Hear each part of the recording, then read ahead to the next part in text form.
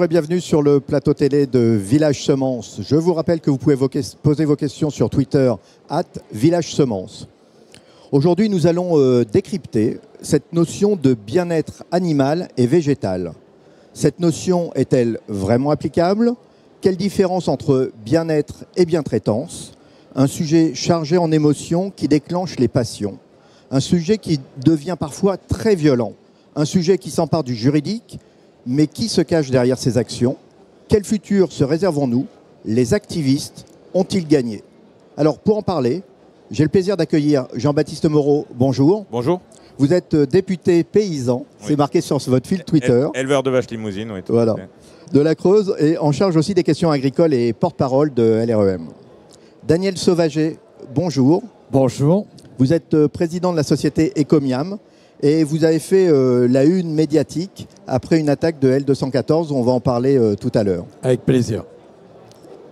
Gilles Luneau, vous êtes journaliste et essayiste, auteur. Vous avez écrit un livre qui s'appelle Steak barbare, hold up vegan sur l'assiette.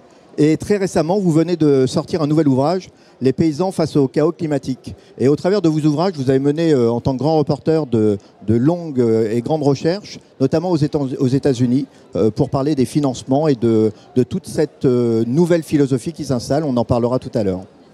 Et enfin, Frédéric Lefray, vous êtes président de l'Institut du dialogue civil.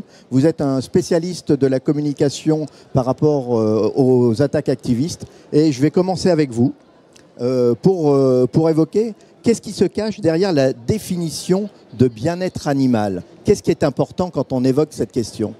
Alors, d'abord, c'est une définition parfois un peu fourre-tout. Ça vient du mouvement spéciste des années 50. Il faut savoir que ce concept-là, bien-traitance animale, et on en parlera tout à l'heure de la bien-traitance de la biodiversité, etc., des plantes, vient de concepts universitaires à la base. Donc c'est fait par les intellectuels, c'est conceptualisé, et beaucoup se reposent là-dessus pour étendre leurs actions. Alors notamment sur la bien-traitance, nous ça fait des années qu'on fait de la veille auprès de ces activistes, auprès de ces réseaux. On les voit aussi croître de plus en plus. Et nous, on essaye d'apporter cette expertise auprès des entreprises de tous les secteurs pour faire face à ces nouveaux enjeux et surtout à ces nouvelles attaques, comme a eu mon voisin et d'autres. Mais sur la bien-traitance animale, il faut savoir que pour ces gens-là, pour ce concept universitaire, il n'y a pas de différence entre les espèces. L'espèce humaine, l'espèce animale est du même niveau. D'ailleurs, on voit jusqu'où ça mène aujourd'hui. Vous avez des villes aujourd'hui qui font voter des chartes sur, par exemple, les espèces liminaires. Donc, c'est les animaux nuisibles, il ne faut plus les appeler nuisibles.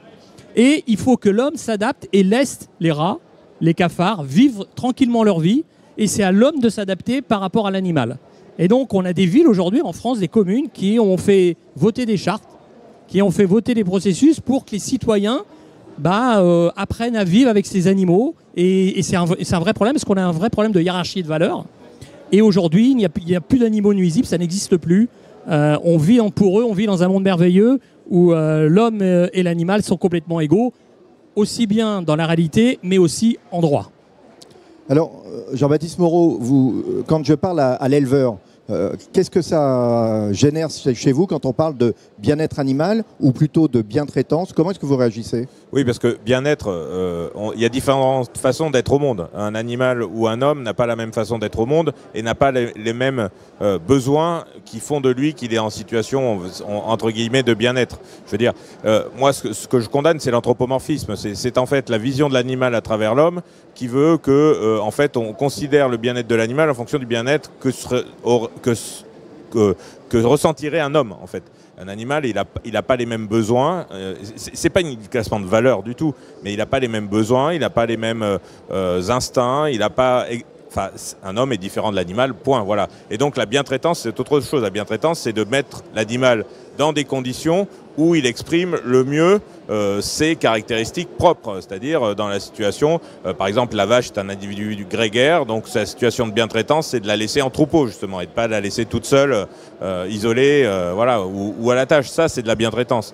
Le bien-être c'est beaucoup plus compliqué parce que on dérive assez rapidement en termes de bien-être sur l'anthropomorphisme, sur le fait de mélanger ce qui est bien pour un homme avec ce qui est bien pour un animal. C'est pas forcément la même chose. Gilles, vous qui avez étudié ce phénomène, Comment vous réagissez, justement, on parlait d'anthropomorphisme, comment vous réagissez face à cela? Bien-être, bien-traitance, que faut-il retenir? Écoutez, moi je suis pour la bientraitance, c'est évident. Enfin, je l'ai revendiqué, expliqué dans des bouquins et des articles. Le bien-être, c'est, je renchérirai sur ce qui s'est dit, c'est une notion floue, c'est un peu une auberge espagnole où chacun arrive avec sa projection sur ce qui peut être le bien-être. Et ça permet, cette notion floue, tous les biais intellectuels, tous les mensonges, tous les biais intellectuels se glissent là-dedans. Parce que chacun y va de sa petite projection sur la situation. Donc il est grand temps de clarifier ça. Et vous parliez, monsieur, de travaux universitaires. On manque de travaux qui aillent plus loin, parce qu'il y a des universitaires qui théorisent l'antispécisme et le bien-être animal et l'altruisme efficace, etc. Et donc, il serait temps d'avoir de la pensée. Vous avez parlé d'altruisme efficace. De quoi s'agit-il? Pour qu'on soit tous sur le même niveau. C'est une philosophie qui est défendue par un philosophe australien qui a fait une grande carrière et toujours aux États-Unis, qui s'appelle Peter Singer, qui est aussi le théoricien de l'antispécisme, hein, qui avait écrit dans milieu des années 70 un bouquin qui s'appelle Libération animale. Ça nous a mis 40 ou 50 ans à venir chez nous. Mais il a eu énormément de succès, ce bouquin, dans le monde anglo-saxon, où il y a une énorme tradition de protection animale, en fait.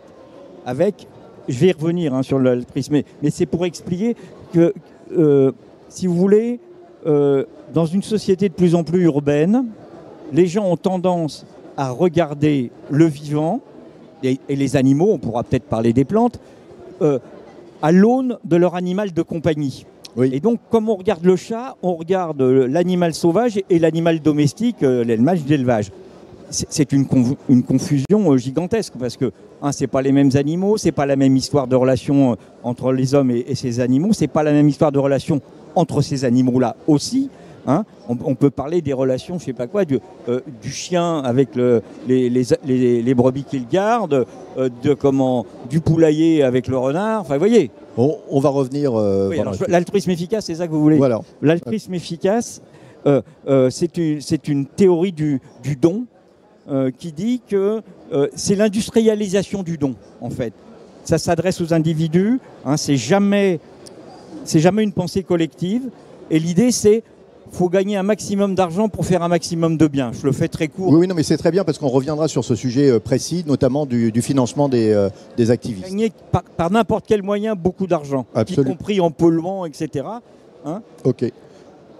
Daniel, vous êtes le président d'une société, donc vous êtes un industriel, et puis vous avez été attaqué. Rappelez-nous comment les choses se sont passées pour qu'on mesure bien justement la mécanique qui se met en place et comment on peut réagir, parce que ça va être la deuxième partie quelque part de notre... Écoutez, alors je suis un distributeur de produits surgelés.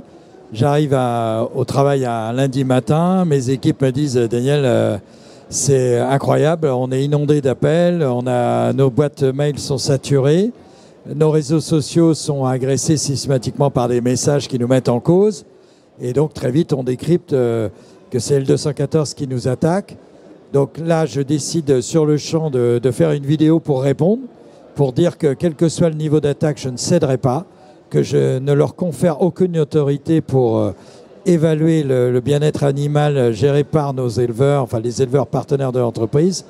Et très vite, ça va s'essouffler. Puisqu'on a offert une résistance sincère, je pense, et on a déplacé l'angle qu'ils supposaient défendre au motif que les éleveurs maltraiteraient les animaux. J'ai rappelé que, étant fils moi-même d'agriculteur, je suis heureux d'être à côté de M. Huneau ici, la culture qui lie l'animal et l'éleveur, elle est riche et elle est sincère, et économiquement, sa façon d'agir est tout à fait liée à sa performance. Donc, on ne peut pas cautionner ça, et c'est pour ça qu'on s'est opposé. Ça s'est très vite effondré. Ils ont fait plusieurs tentatives. Il y en avait une encore avant-hier, mais elle ne prend pas. Nous n'avons plus d'agression. L214 s'y prend en envoyant un mail. Est-ce que j'allais vous demander comment font-ils? Ils ont tout un réseau de gens qui sont suffisamment oisifs, au moins partiellement, pour pouvoir relayer les actions qu'ils conduisent. Alors, un mail très étoffé où ils envoient des propos déjà, vous n'avez plus qu'à faire du papier collé. Et donc, ces gens-là se servent sur ce mail et vous inondent par tous les moyens pour essayer de saturer l'activité de l'entreprise. Vous n'étiez pas préparé à cela. Comment est-ce que vous avez réagi? Comment instinctivement vous vous êtes dit je vais faire cette vidéo parce que ça a été incroyable? Parce que ça touchait à quelque chose de sincère pour moi. Mes parents, quand on parle de bien-être animal, je vois ma mère s'occuper des génisses à la maison et je ne peux pas concevoir un seul instant qu'on puisse suspecter les agriculteurs de maltraiter leurs animaux. Donc c'est la sincérité qui m'a fait répondre tout de suite et je pense que ça fait lieu. Bien sûr, je ne conteste pas que certaines souffrances d'agriculteurs peuvent conduire à des exactions, bien évidemment. Mais il faut savoir que ces gens-là s'opposent aussi à la domesticité des animaux. Et c'est comme si ils se servaient d'images au mois d'août d'un couple qui abandonne un chien au bord de la route. C'est terrible, un chien qui perd ses maîtres. Et c'est cette image-là qui permettrait de condamner tous les gens qui ont des animaux domestiques. C'est aussi farfelu. Donc c'est pour ça que simplement la spontanéité et la sincérité surtout qui m'a fait répondre. Jean-Baptiste Moreau, au niveau du côté juridique et du côté politique de cette opération, comment est-ce que vous interprétez, vous regardez la réaction de Daniel Sauvager? Il a eu la réaction la plus sage possible et c'est exactement ce qu'il fallait faire. Je connais parfaitement les méthodes d'L214 parce que j'en suis victime à de nombreuses reprises aussi. Les centaines de mails qui affluent sur les boîtes. Nous, mes collaboratrices parlementaires, elles sont inondées. J'ai même été obligé parfois de décrocher le téléphone parce qu'ils saturent aussi les lignes téléphoniques par des appels répétés pour dire à peu près la même chose au mot près et le répéter en boucle. Mais pour ces associations-là, le bien-être animal n'est qu'un prétexte. D'abord, ils connaissent pas grand-chose à la vie animale, pour être tout à fait honnête. Et effectivement, comme le disait Gilles, ils voient l'animal domestique, la vache, comme un petit chien ou un petit chat. Ce qui n'a strictement rien à voir. Voilà. Mais c'est un bien-être. Le bien-être animal est un prétexte pour servir une idéologie qui est celle, notamment de Peter Singer et des animalistes globalement et des antispécistes, qui est une idéologie anti-humanisme et mortifère. Enfin, c'est vraiment une idéologie hyper dangereuse qui ne supporte aucune contradiction, qui prétend s'imposer au monde, quoi, qui par tous les moyens, y compris la propagande, y compris le mensonge, y compris les montages, parce qu'il y a un certain nombre de vidéos qui sont très clairement montées dans celles qu'ils utilisent, voire ils soudoient un certain nombre de salariés pour mettre en place ces vidéos et pour les réaliser. Donc c'est vraiment de la manipulation et de la propagande et ça doit servir leur idéologie qui est de mettre fin à tout élevage quel qu'il soit, à toute exploitation de l'animal quel qu'il soit.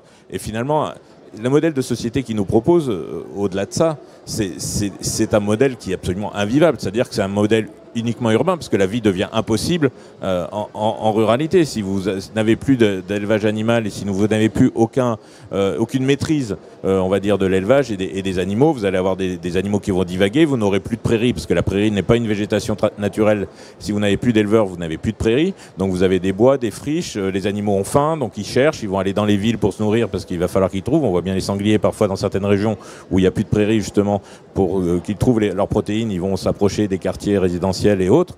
Et ben, c'est ça le monde L214, c'est ça. C'est un monde où vous vivez entouré de murs, parce qu'ils nous disent bah oui, mais on remplace l'élevage par de la culture pour les hommes.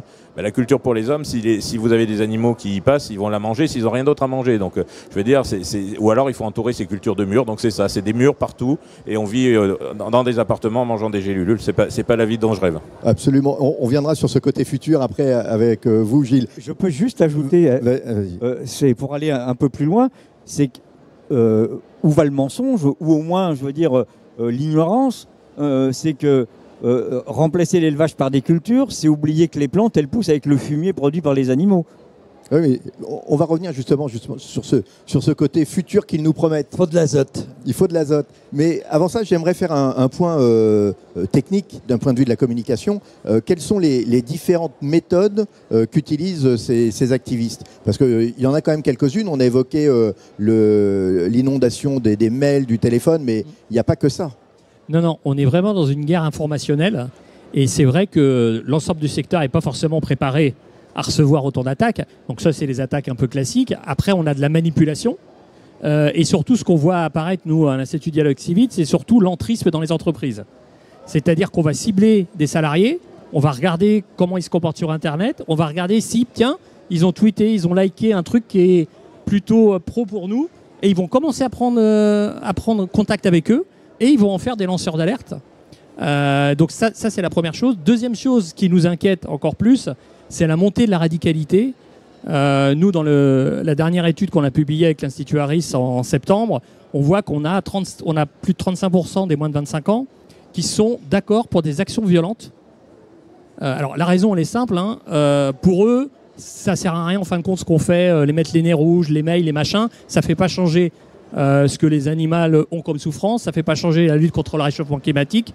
Donc, ils sont arrivés dans une radicalisation. Et on s'aperçoit que des grands mouvements comme Extinction Rebellion ou la 214 voient des membres partir vers des associations encore plus dures. Et donc, qu'est-ce qui se passe? Comme on est sur un marché, pour eux, du bénévolat actif, ils se radicalisent aussi à leur tour. Et donc, c'est une course effrénée vers la radicalisation.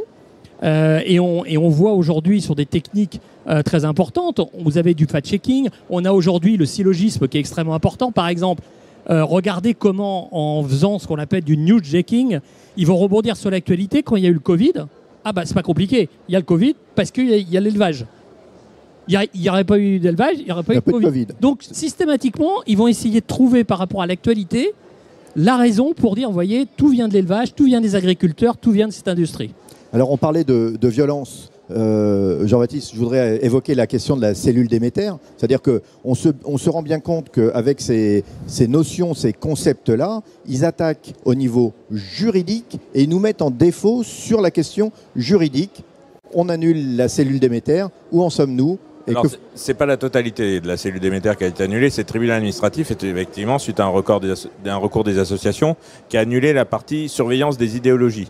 Elle n'a pas annulé la partie dénonciation d'intrusion dans les élevages et surveillance des réseaux qui s'introduisent justement dans les élevages comme Extinction Rebellion. Mais c'est une première pierre, c'est-à-dire qu'on commence avec ça. Oui, et puis, Gérald Darmanin et le ministre de l'Agriculture ont fait appel de cette décision parce qu'effectivement, c'est hyper important de surveiller les idéologies et ce qui développe sur les réseaux sociaux derrière, parce que tous ces actes d'intrusion dans les élevages où on marque nazi sur les exploitations agricoles ou camps de concentration, elles sont issues d'une idéologie, et cette idéologie, il faut la surveiller parce qu'elle se propage sur la toile, notamment sur les réseaux sociaux, et c'est important pour la gendarmerie et pour la police de pouvoir surveiller ces gens-là qui développent ces idéologies pour bien vérifier les passages à l'acte et les anticiper surtout, ces passages à l'acte.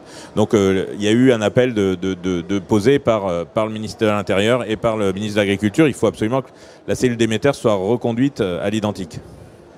Frédéric ? Oui, je voulais juste rebondir là-dessus, vous avez entièrement raison, d'autant plus qu'on voit aujourd'hui, c'est une nouvelle action des associations, c'est le recours juridique.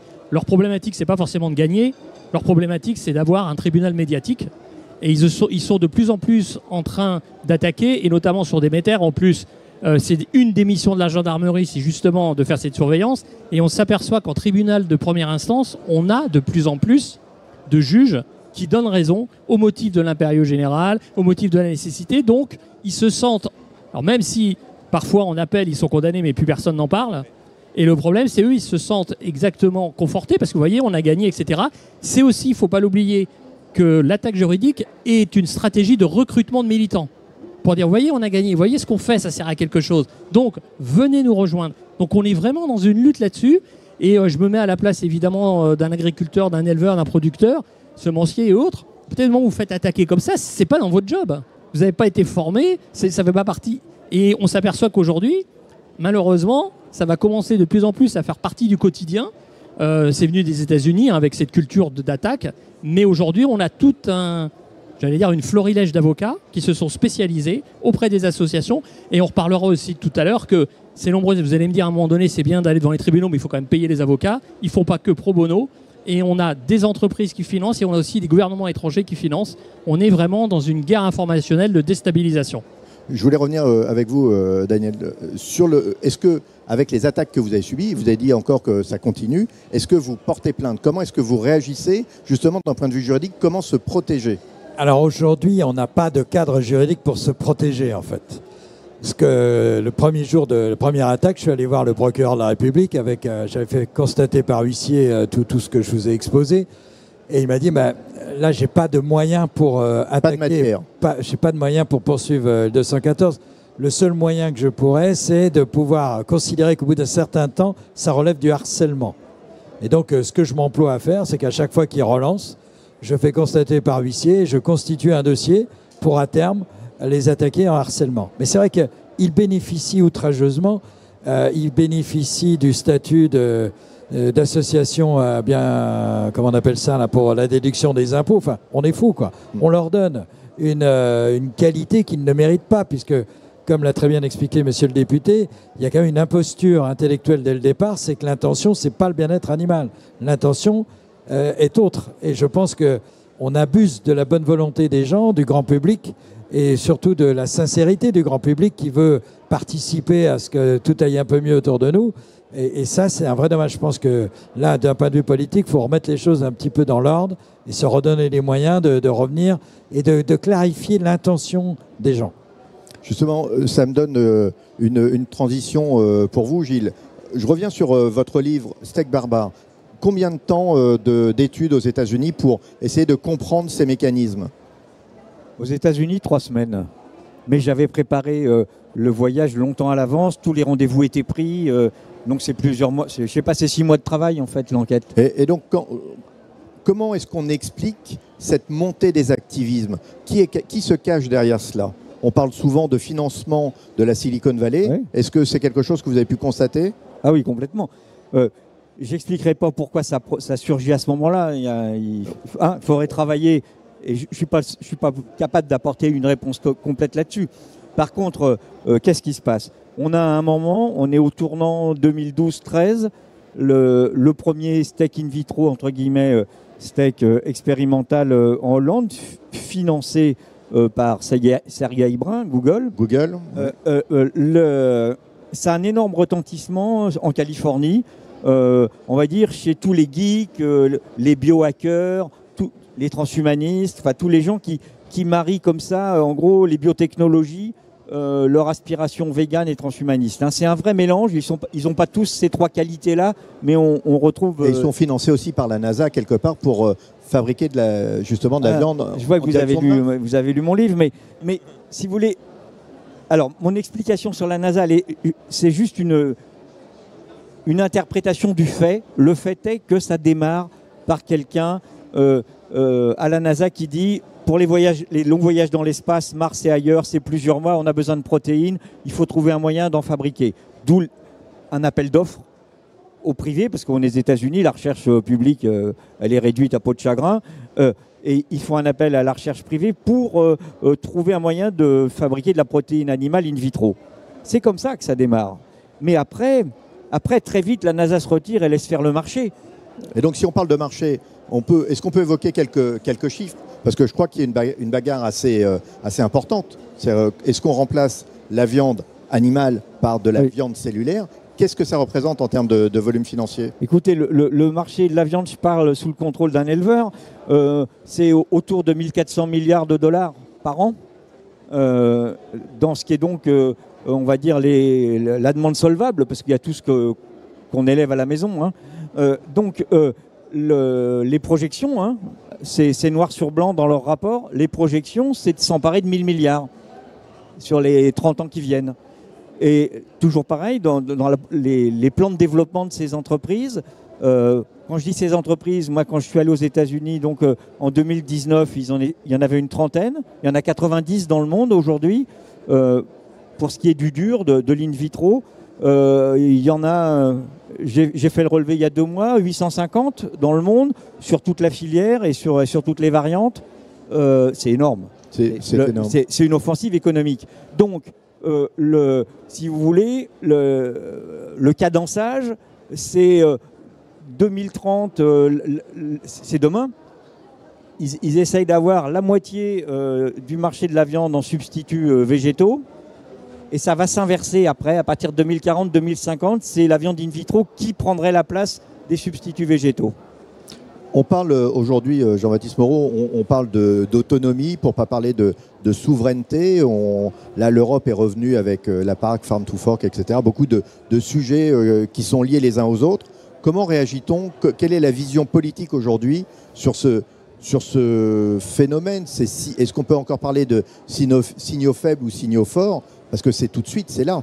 Non, c'est tout de suite, c'est des signaux forts, clairement. Hein. Là-dessus, il faut pas être naïf, clairement. Et le problème, c'est que c'est fabriqué par quelques gros. Alors, il y a beaucoup de startups, mais en fait, derrière, il y a des grosses puissances financières de gros groupes. Donc, et ce qui est paradoxal, c'est que les mêmes qui veulent développer la viande cellulaire pour empêcher le maltraitance animale, il faut savoir que le steak cellulaire, le steak de paillasse, c'est dans des bains d'hormones, s'oppose de l'autre côté à toute manipulation génétique sur les végétaux, c'est-à-dire qu'ils sont anti-OGM, ils sont anti-produits phytosanitaires, et par contre, multiplier des cellules souches sur un bain d'hormones qui sont toutes interdites en Europe depuis les années 80, ça leur pose aucun problème. Donc, enfin, il y a des fois des espèces de paradoxes, et je ne sais pas comment ils arrivent à faire les connexions dans leur cerveau, mais c'est quand même assez compliqué à comprendre. Enfin, ce qui est pas compliqué à comprendre, c'est qu'il y a des intérêts financiers énormes, et évidemment, Gilles l'a dit, 1000 milliards comme objectif, mais enfin, je veux dire, on est totalement déconnecté de la nature là. Enfin, on met notre alimentation dans la main d'apprentis sorciers de quelques parce que à terme il y aura quelques entreprises qui vont le proposer, et là on pourra même plus parler de souveraineté alimentaire, c'est-à-dire qu'on dépendra de quelques entreprises qui veulent bien nous nourrir à un moment ou un autre. Dans le contexte géopolitique tel qu'on le connaît depuis quelques jours voire quelques semaines, enfin c'est suicidaire d'aller dans ces stratégies-là. Il faut développer la souveraineté et l'autonomie alimentaire de nos pays, de la France et de l'Europe, et certainement pas importer de la viande cellulaire depuis les États-Unis où elle est en train d'exploser. Et qu'est-ce que peut faire le politique dans ce contexte-là? Parce que quand on se bagarre avec les Américains, il y a toujours cette notion d'extraterritorialité. Ils nous embêtent sur pas mal de sujets. Est-ce que nous, on a un réel pouvoir en France, et comment peut-on jouer avec l'Europe justement pour contrer ces phénomènes? L'Europe peut parfaitement s'opposer au fait d'importer des produits de ce type-là pour lesquels sont utilisées des hormones qui sont aujourd'hui interdites en Europe à l'utilisation depuis 30 ou 40 ans. Donc on peut parfaitement interdire à la consommation ce type de produit. C'est parfaitement possible. Donc ça, c'est possible. C'est une question de volonté politique, oui. Gilles, je pense que c'est pas si facile. C'est-à-dire que la manière dont ils ont prédisposé des forces dans l'offensive, sur la mandature précédente européenne, il y a eu un règlement qui s'appelle Novel Foods, nouveaux aliments, qui laisse la porte ouverte à mots couverts, à fleurs et mouchetés, à l'entrée de ce type de viande. Donc il faut que le Parlement vote. Ça suffit pas, les hormones. Oui. Et la deuxième chose, je vous livre un scoop, parce que il y a 2 jours, moi je fais de la veille, donc sur une publication américaine qui est de ce réseau-là, ils se vantaient de préparer une offensive sur le Codex Alimentarius. Le Codex Alimentarius, c'est ce qui régit au niveau du monde entier, dans les échanges alimentaires, ce qu'on peut mettre sur le marché et pas mettre sur le marché. Et là, il dépasse le problème de se bagarrer sur les législations nationales, ce qu'ils ont commencé par faire. Comme il y a de la résistance, en gros, ils veulent passer par l'OMC, quoi. Codex Alimentarius et règlement de l'OMC. Organisation mondiale du commerce. Ouais. Jean-Baptiste, vous souhaitez rebondir? Non, mais justement, c'est pour ça qu'il faut une vraie volonté politique de s'opposer à cela. Et ça serait, enfin, je le dis et je le répète, en plus, on ne connaît pas les conséquences de ces produits-là sur la santé humaine. Enfin, on nous dit sans arrêt que les vaccins sont pas des vaccins qui sont à état de test, mais alors là, on rentre dans un truc, c'est de la multiplication cellulaire de cellules souches sur paillasse. Voilà. Alors, moi, je ne suis pas prêt à consommer ce genre de produit. On ne sait pas de ce que. Quand est-ce que la multiplication cellulaire, il y a d'autres types qui existent. Ça s'appelle les cancers aussi. Donc voilà. C'est un mot que vous partagez tous les deux. Non, juste pour rebondir sur ce que vous dites, ce qui est tout à fait vrai. Et moi, je pense qu'il est fondamental. Et c'est là, je pense qu'il y a énormément de progrès à faire. C'est qu'on est dans une guerre des idées.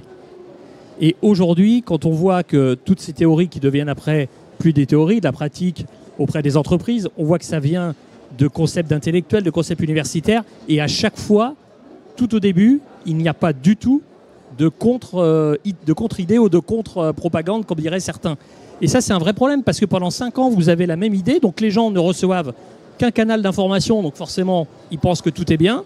Et quand ça arrive sur le débat public, c'est trop tard, parce que c'est déjà ancré dans le débat public. Et regardez, en ce moment, nous, on s'est aperçu de ça dans notre veille, on voit arriver aujourd'hui la notion d'écocide pour les fleurs coupées. J'allais y venir. Voilà. C'était ma question d'après, ça. Alors, la notion d'écocide pour les fleurs coupées, alors ça peut faire sourire, Mais dans 4-5 ans, quand vous êtes fleuriste, quand vous êtes chez Truffaut, chez d'autres, etc., et qu'on va vous dire bah non, il ne faut pas acheter des fleurs coupées parce que c'est pas bien, c'est contre la planète, etc., etc., on va de plus en moins. Donc le problème, c'est qu'aujourd'hui, c'est présent, il y a des colloques universitaires qui se font en France, hein, ce que je parle, c'est ce qui passe en France, mais en contrepartie, il n'y a pas de contre-idée. Donc c'est important et on est vraiment dans une guerre des idées. Après, il y a tous les artifices juridiques, législatifs qu'on pourra mettre en place. Mais si vous perdez la guerre des idées, les gens, ils vont dire bah, c'est super. Au-delà des idées, c'est la guerre des émotions. Parce qu'en fait, il y a pas. Idées, émotions. Voilà, hein, ça va avec. Ça, c'est important. C'est les émotions. Ça me fait penser à Don't Look Up. Il y a 2 messages dans ce film. Effectivement, la Terre est percutée. Mais ceux qui s'en échappent, c'est pas terrible quand même ce qu'on leur promet. Et là, je pense que c'est un petit peu le raccourci de ces gens-là. Ils se servent du bien-être animal pour nous imposer par la bande des produits très suspicieux, c'est le moins qu'on puisse dire.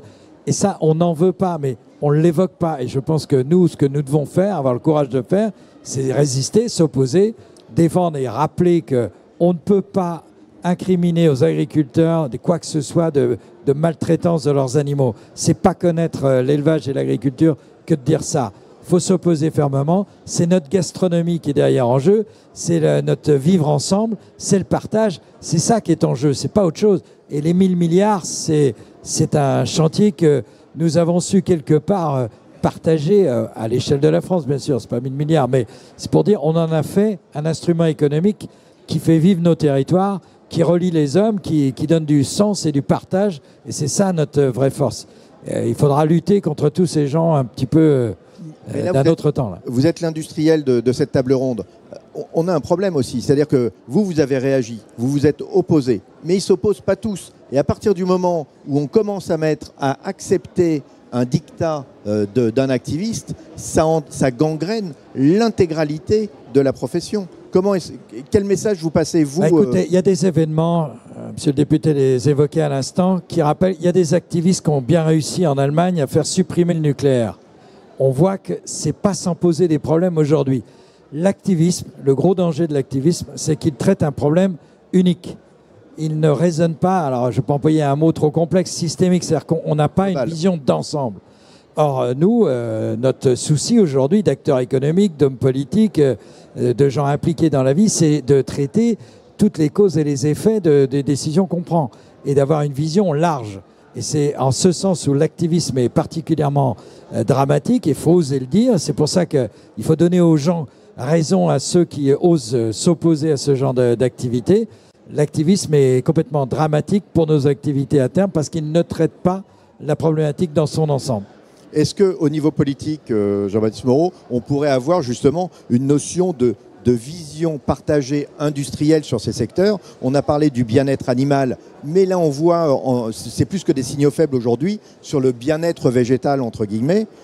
C'est un vrai problème pour toutes ces filières. Et donc là, je pense que d'un point de vue de la communication, les industriels au sens large ont besoin d'être appuyés par le politique. Oui, bien sûr, il faut qu'ils soient appuyés, puis il faut remettre la science au milieu de tout ça surtout. Enfin, il faut arrêter de raisonner uniquement sur la sensiblerie et l'émotion et remettre un peu de contenu scientifique dans tout ça.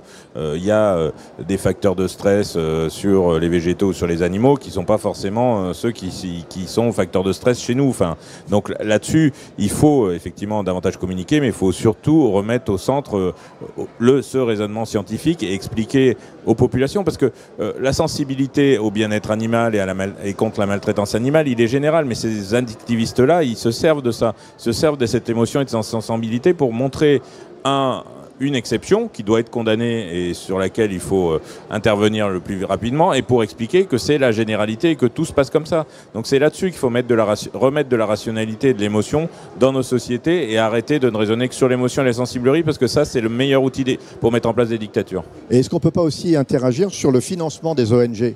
Ça aussi, oui. Il y a un certain nombre de missions. J'ai des collègues parlementaires qui ont travaillé là-dessus, sur le financement des ONG, sur le fait que les dons à ces associations sont défiscalisés, notamment ce qui constitue une aide substantielle, substantielle pour ces associations. Pour moi, elles n'ont pas déclaré d'intérêt général. Elles ne servent que des intérêts particuliers et absolument pas l'intérêt général. Donc à partir de là, il n'y a aucune raison qu'elles ouvrent droit à des déductions d'imposition. Donc je pense qu'il y a un travail à faire là-dessus. Effectivement, en plus, elles utilisent quasiment systématiquement des moyens illégaux pour commettre leurs actions. Donc de fait, elles se mettent en marge de la société et n'ont rien à faire en tant qu'association d'intérêt général. Juste deux phrases là-dessus, parce que par rapport au statut du bien-être animal, ce que l'on voit arriver, c'est que eux, évidemment, ils se disent pourquoi pas le mettre sur un autre organe. Et aujourd'hui, c'est ce qu'on voit poindre, c'est le statut de l'arbre. Et vous avez 2 municipalités en France qui commencent à réfléchir et qui veulent faire voter au conseil municipal un statut de l'arbre. Donc, pourquoi ? Parce que toujours pareil, ils reviennent sur les études universitaires disant que l'arbre a des émotions, que l'arbre, si vous coupez les branches, c'est ses enfants, etc. Donc, il est, comme on dit, doué de sensibilité. Vous l'avez reconnu à l'être animal, donc, étant donné qu'il est doué de sensibilité, pourquoi ne pas le reconnaître à l'arbre ? Et ça, c'est le prochain combat des activistes. Ça va être vraiment d'obtenir un statut de l'arbre avec des droits. Évidemment, quand vous avez des droits, eh ben, ça veut dire que c'est opposable, vous pouvez attaquer. Comme on disait autrefois, l'oisiveté est la mère de tous les vices, quoi. Parce que... C'est presque une conclusion. Gilles. Moi, je veux revenir sur ce que vous dites et sur en fait, le déficit de pensée de la situation. Ça va bien au-delà de l'agriculture. Je pense qu'on est en face d'un phénomène de société. Si ça marche, il y a quand même un écho. Je ne vais pas dire qu'ils ont gagné la bataille idéologique, mais ils ont marqué des points. Ça repose sur quoi ? Ça repose sur le fait qu'on est une société d'abord très urbaine, très mondialisée, hein, les réseaux, etc. Et que donc on a 2 générations qui sont totalement coupées de la réalité de la nature. Nous, on est des dinosaures qui avons été élevés à la campagne, qui avons trait les vaches. Enfin, je veux dire, voilà. Mais on est une espèce rare, hein, je veux dire. Donc, si vous voulez, il y a un déficit de formation, hein, d'apprendre à l'école ce qu'est la chaîne darwinienne, d'apprendre à l'école que on ne peut pas faire partie de la même communauté morale, parce qu'en gros, ce discours-là, c'est le discours qu'on ferait tous partie de la même communauté morale au nom de la souffrance. Je veux dire, ça peut quand même, on peut quand même ouvrir le débat philosophique là-dessus. Que la nourriture, c'est pas un combat moral. Il y a un tas de choses à transmettre comme ça. Et puis, ce que vous soulignez sur la bataille juridique, on est en train de se faire anglo-saxonner, quoi. C'est-à-dire qu'on ne pourrait plus bouger sans qu'il y ait un article de loi. Et enfin, rappelez, je vais essayer d'être très court, quand on parle de droit, je veux dire, dans nos démocraties, historiquement, le droit, c'est la photographie du rapport des forces sociales qui font société. C'est-à-dire, c'est une pensée collective qui est à un moment figée dans les textes pour dire, on l'a vu sur l'évolution, je sais pas, du droit des femmes, du droit de vote, du droit de grève, etc. Ça donne les rapports de force dans une société. Donc, si vous voulez, c'est un mot chargé de sens. C'est chargé de collectif, de pensée de la société. Le jour où il y aura un poussin ou un ours qui rentre avec un tract à l'Assemblée nationale, on pourra parler de droit des animaux. Ok, merci. Il nous reste 1 minute. Frédéric, je voudrais vous demander, vous qui faites de la veille et qui réfléchissez à tous ces éléments, quelle est la prochaine menace ? Comment est-ce que vous voyez vous avez une boule de cristal ? Sans boule de cristal, hein, j'en ai parlé des différents droits, mais surtout on voit ce qu'ils appellent eux l'intersectionnalité, c'est-à-dire qu'on a une lutte qui devient des luttes communes. Donc avant ils étaient en silo, et là ils commencent, quand vous voyez par exemple, on a la problématique des bassines, où vous allez voir que le prochain combat va être la gestion de l'eau. Alors déjà, c'est de dire que le textile, c'est horrible parce que ça prend beaucoup d'eau, etc.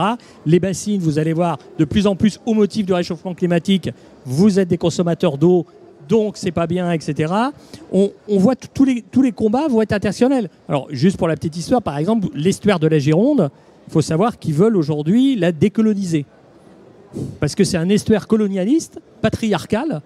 Donc, vous voyez, on est sur... Là, on est sur le wokisme et la cancel culture. Voilà, on est vraiment sur mais il y a un lien, il y a un fort lien entre la cancel culture voilà. et on est toujours sur... justement, vous avez raison, monsieur le député. On trouvera toujours des gens pour défendre l'homme sur cette terre et ramener un peu de bon sens qu'on doit surtout au monde paysan.